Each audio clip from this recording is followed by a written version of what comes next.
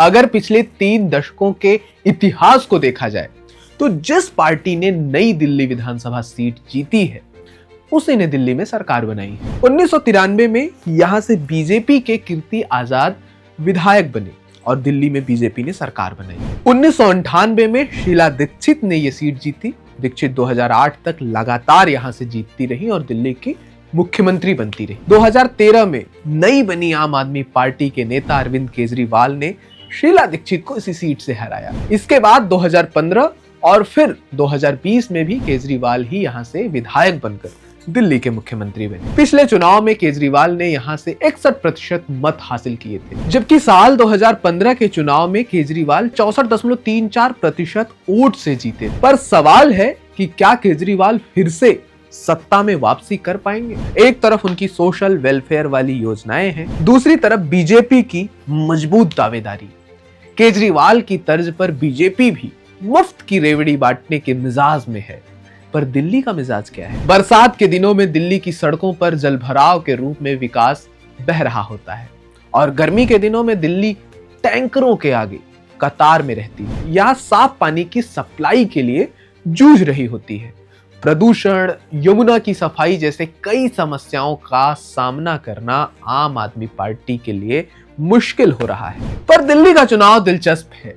राहुल गांधी दिल्ली की गंदगी दिखा रहे हैं, दिल्ली को बता रहे हैं कि यह केजरीवाल की पेरिस वाली दिल्ली है।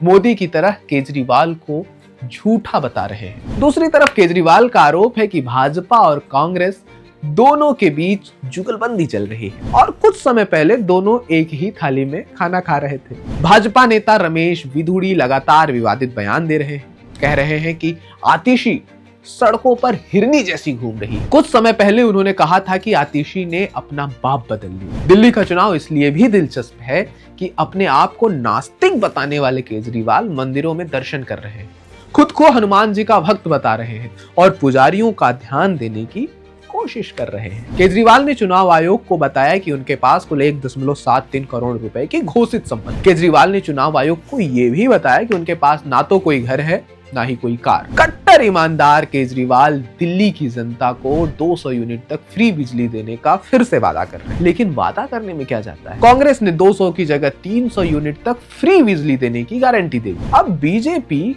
पीछे कैसे रह सकती? बीजेपी ने कहा कि हम 300 यूनिट फ्री तो देंगे ही देंगे, साथ में मंदिरों और गुरुद्वारों जैसे धार्मिक स्थानों पर 500 यूनिट तक फ्री कर देंगे। दिल्ली के चुनाव में भी जाति का रंग खूब दिख रहा है। जाट और गुर्जर समुदाय के लोग दिल्ली वाला सीएम की मांग कर रहे हैं। कुछ लोग कह रहे हैं कि केजरीवाल को जाट आरक्षण का मुद्दा उठाना चाहिए ताकि जाट वोट बैंक खुलकर केजरीवाल के साथ आए। इन सब चीजों के अलावा बीजेपी, कांग्रेस और आम आदमी पार्टी ये तीनों एआई का भी अच्छा इस्तेमाल कर रही हैं, लेकिन इतना ज्यादा इस्तेमाल कर रही हैं कि चुनाव आयोग को हस्तक्षेप करना पड़ रहा है। पर मीम बने या कंट्रोवर्सी हो, केजरीवाल ये साबित करने में कोई कसर नहीं छोड़ रहे हैं कि केंद्र उनके साथ कोऑपरेट नहीं कर रहा है। हमेशा की तरह केजरीवाल ने केंद्र सरकार पर आरोप लगाते हुए कहा कि इनकम टैक्स की छूट 10 लाख रुपए होनी चाहिए।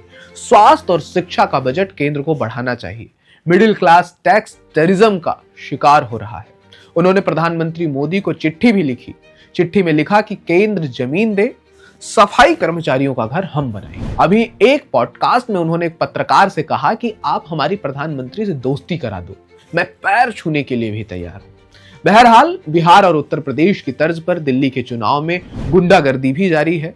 आम आदमी पार्टी ने आरोप लगाया कि प्रवेश वर्मा गुंडों को बचा रहे हैं, तो भाजपा ने जवाब दिया कि केजरीवाल की पार्टी के 60% कैंडिडेट आपराधिक हैं। बीजेपी और आम आदमी पार्टी की लड़ाई के बीच कांग्रेस भी चुनाव लड़ रही है। कांग्रेस ये साबित करने में लगी। दिल्ली चुनाव में अनुराग ठाकुर और योगी आदित्यनाथ की एंट्री भी हो चुकी है। आम आदमी पार्टी पर चुनावी रेवड़ियां बांटने का आरोप लगाने वाले अनुराग ठाकुर ने दिल्ली में जरूरतमंदों को केजी से पीजी तक की फ्री शिक्षा देने की बात की। साथ ही साथ यूपीएससी कैंडिडेट्स को 15,000 रुपए देने की भी बात कही। योगी आदित्यनाथ ने भी केजरीवाल को झूठ बोलने का एटीएम कह दिया।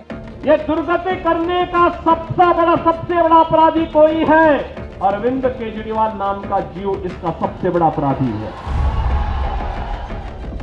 उत्तर प्रदेश में कितने कितने घंटे के पावर कट लगते हैं, जरा बताएं हमको। 20 राज्यों में इनकी सरकार है, कहीं भी 24 घंटे बिजली नहीं है। बोला कि दिल्ली में केजरीवाल रोहिंग्या और बांग्लादेशियों को बसाते हैं, यानी सभी पार्टियों के बीच चुनाव जीतने के लिए मुफ्त की सुविधाएं और पैसा देने की होड़ लगी हुई है। लेकिन दिल्ली वासियों को शुद्ध ड्रिंकिंग वाटर मिले, इसकी चिंता किसी को नहीं है। सालों से यही स्थिति है। जब चुनाव आता है तो राजनीति शुरू हो जाती है। पर इस चुनाव में सब कुछ कहा जा सकता है, पर किसी पार्टी की लहर है ये नहीं कहा जा सकता।